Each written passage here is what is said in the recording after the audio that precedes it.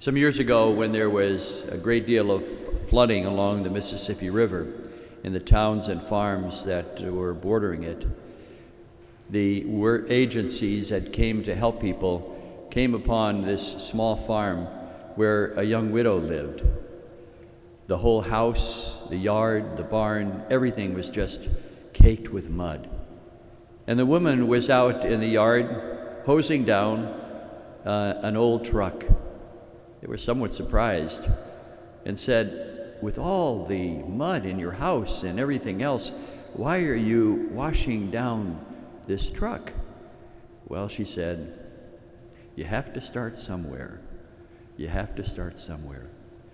I thought of that story today as I'm reading this gospel passage, because what Jesus is saying to us in this text, especially for those of us in our lives when everything seemed to collapse around us, we've been parked in a corner that we have nowhere to go.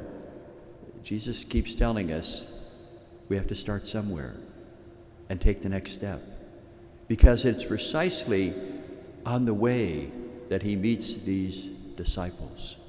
Even if they're going the wrong way and leaving Jerusalem out of fear, Jesus is with them.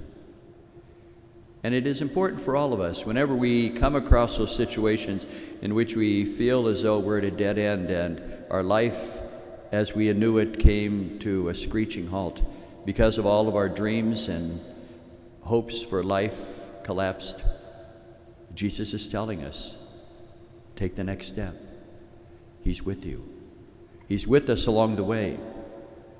But also, there's something when we take up the journey with fresh legs, rather than sitting in the doldrums of our own sorrow and depression and discouragement, that as we take the way and take the next step, we begin to see a much bigger picture of our lives. These disciples were only concerned about what happened over those couple of days in Jerusalem when Jesus was crucified, but Jesus opened the scriptures for them to let them know that their life is about a bigger story that God has always planned for them. Taking the next step gives us a possibility of making sure that we don't absolutize the difficulty that we face in the immediate moment, but that our lives are much bigger than that. And finally, we see that part of that story is the breaking of the bread, in which their eyes are open to something new, that Jesus, in fact, is with us. That is what the Eucharist does for us. Whenever we come to Mass, whenever we celebrate the Eucharist, not only do we hear the much bigger story of salvation that God has planned for us from the very beginning, but we know that Jesus is with us as we receive this Eucharist. And it's out of that that he compels us to take another step as these disciples do. They go back to Jerusalem and they share their story. That next step for us will always be seeing that the sufferings that we have endured in life, the setbacks, are a moment for us for God to use in order for us to reach out in encouragement to others. Just as those disciples, when they went back to Jerusalem, told their story in such a way that brought joy to the whole community.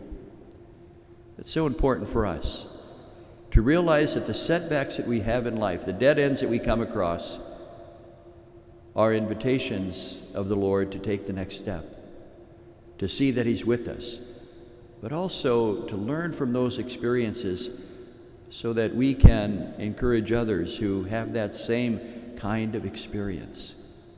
And as that elderly woman on that farm told the aid workers who came, it's always good to remember that you have to start somewhere.